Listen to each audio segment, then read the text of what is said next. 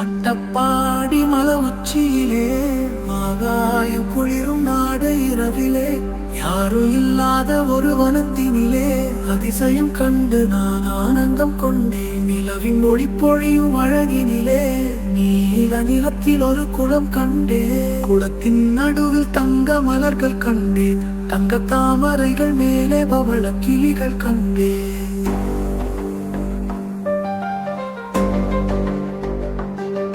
கிளிகளின் மொழியில் தேவ கானம் கேட்டேன். அந்த கானத்தை கேட்டு விலங்குகளாட கண்டேன். வண்ண வண்ண விலங்குகள் கூட்டம் கண்டேன்.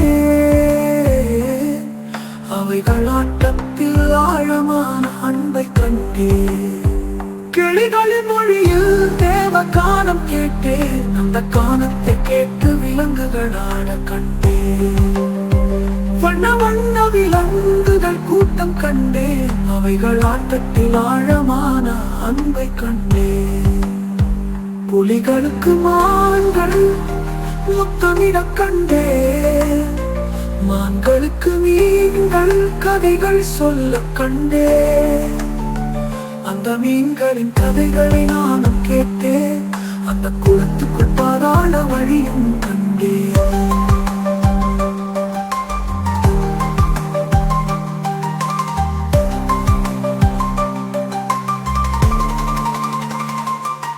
குளத்தின் அப்புறம் ஒரு அருவி கண்டேன்.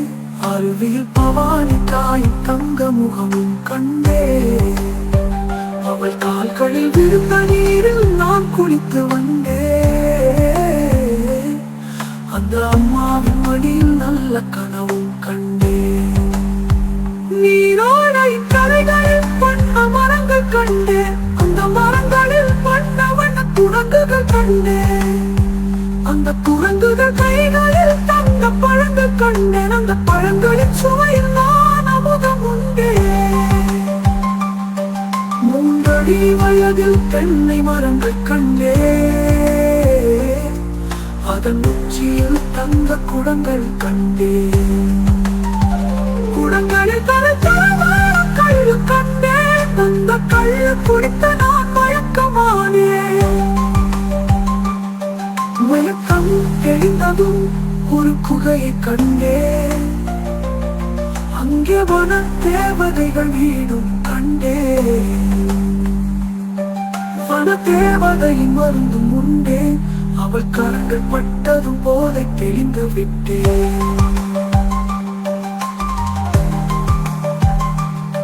அங்கு வன தேவர்கள் வந்ததும் வணக்கம் செய்தேன்.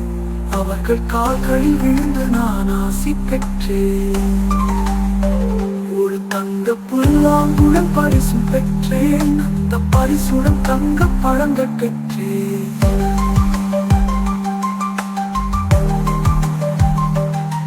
பொழுது விடியும் வரை பேசிவிட்டேன். இந்த ஒளியனின் கதைகளை நீங்கள் கேட்க ஒளி மந்திரம் கூறி மறைந்து விட்டேன். மறுபடியும் மற்றொரு கதையும் சொல்லேன். வணக்கம் சொல்லி இப்போ மறைந்து விட்டேன்.